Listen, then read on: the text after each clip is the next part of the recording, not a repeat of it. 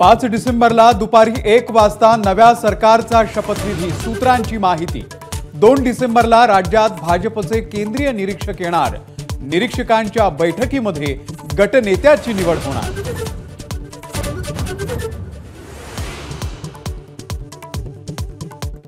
शपथविधीच्या पार्श्वभूमीवरती प्रदेशाध्यक्ष चंद्रशेखर बावनकुळेंनी घेतली जिल्हाध्यक्षांची भेट। दिमाखात नव्या सरकारचा शपथविधी करण्यासाठी तयारी।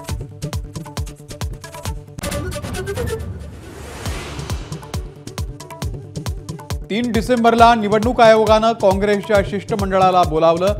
काँग्रेसनं केलेल्या ईव्हीएम घोटाळ्यासह निवडणूक आयोगावरती व्यक्त केली होती शंका।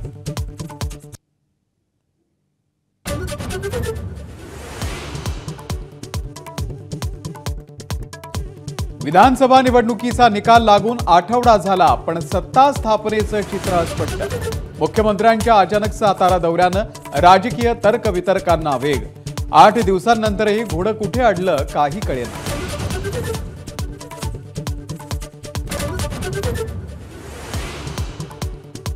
भाजपचा मुख्यमंत्री का ठरत नाही याची कल्पना नसल्याचं शिवसेनेच्या संजय शिरसाटांचं स्पष्टीकरण।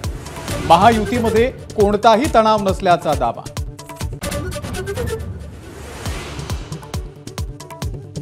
निवडणुकीमध्ये सत्तेचा गैरवापर आणि पैशांचा महापूर या विरोधात जनतेनं उठाव करण्याची गरज। शरद पवारांची प्रतिक्रिया।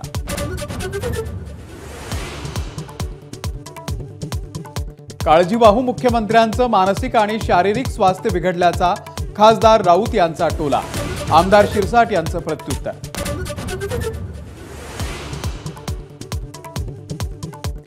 तब्बल 22 पराभूतांकडून ईव्हीएम आणि व्हीव्हीपॅट पडताळणीसाठी तगडी फीस भरून अर्ज, तर ईव्हीएमवरती विश्वास दाखवत घोटाळा असल्यास राजीनामा देण्याची श्रीगोंद्याच्या विक्रमसिंह पाचपुते यांची तयारी।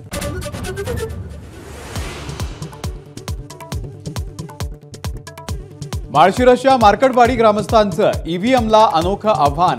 3 डिसेंबर रोजी मतपत्रिकेवरती मतदान करून सांगणार गावाचा कौल कोणत्या उमेदवाराला।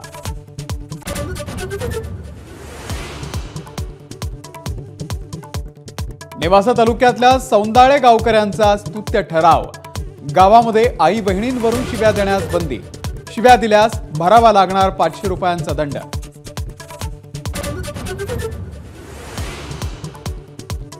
उत्तर भारतामधल्या शीत वाऱ्यांमुळे राज्यामध्ये हुडहुडी।